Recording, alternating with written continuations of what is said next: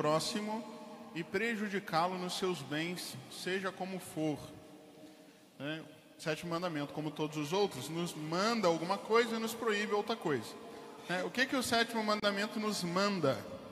O sétimo mandamento prescreve o respeito dos bens alheios, mediante a prática da justiça e da caridade, da temperança e da solidariedade. Em particular, exige o respeito das promessas e dos contratos estipulados. Isso é muito importante. A gente vai fazer negócios, todo negócio é baseado, também na confiança. Quando você faz um negócio com alguém, que você confia que o sujeito vai cumprir a parte dele. Então você também tem que cumprir a sua parte.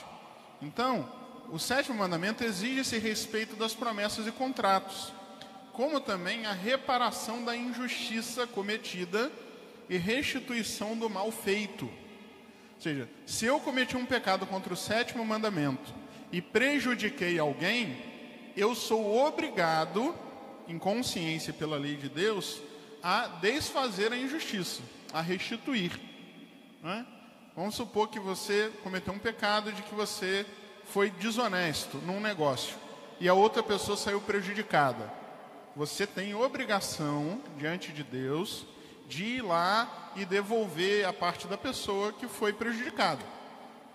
Então, a reparação da injustiça cometida e restituição do mal feito.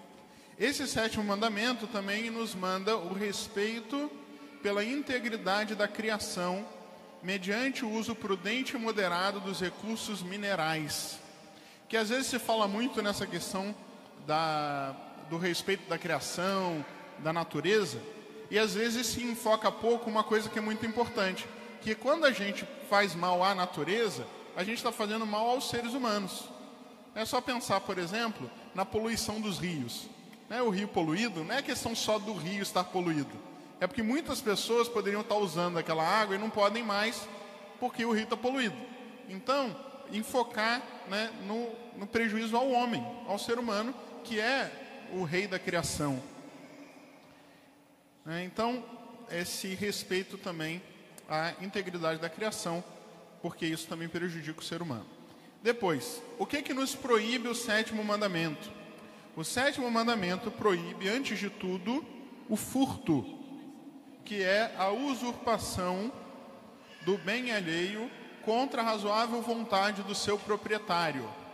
Claro que aqui entra tanto o furto, tal como a gente entende, como também o roubo, o assalto, tudo isso, Então você tirar o bem do outro contra a vontade do outro. Não é que alguém te deu alguma coisa.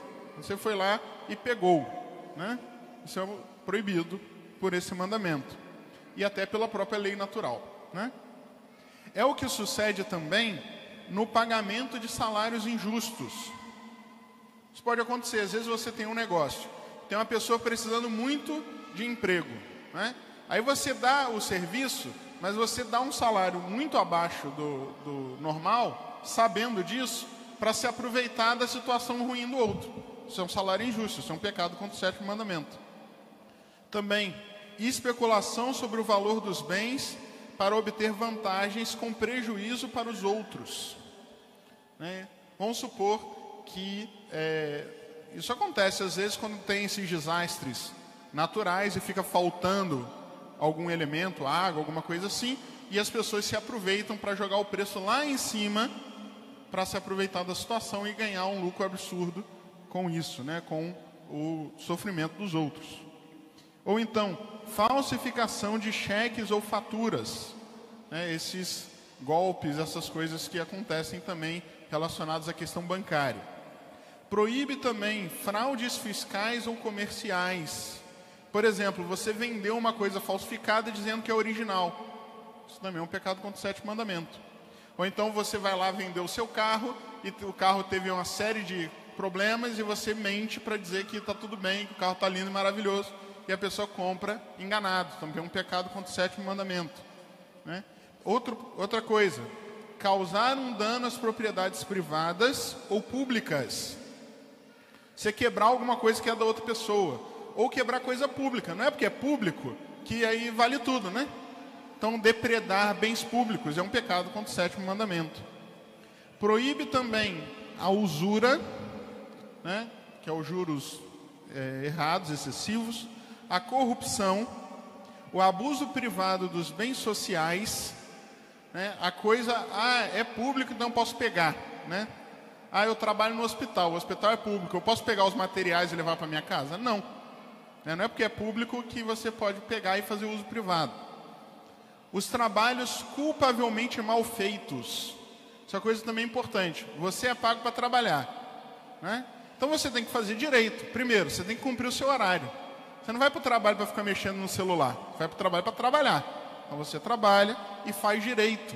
Por quê?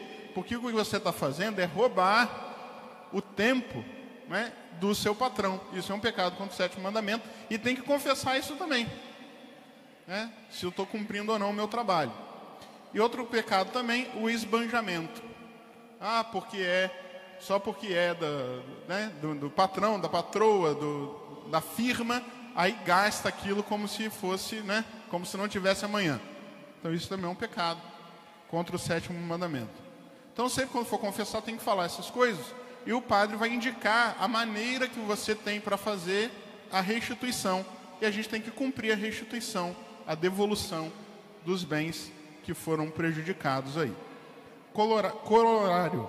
O sétimo mandamento exige, em vista do bem comum, o respeito pelo destino universal dos bens e pelo direito à propriedade privada.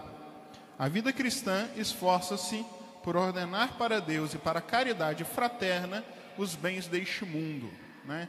Deus nos deu a graça de ter bens também para que nós usássemos dos nossos bens para o sustento e o bem dos mais necessitados. Também é uma questão de direito, né? Você, com aquilo que você recebeu de Deus, ajudar também aqueles que mais precisam, né? Então, esse é o tema aí tão importante do sétimo mandamento.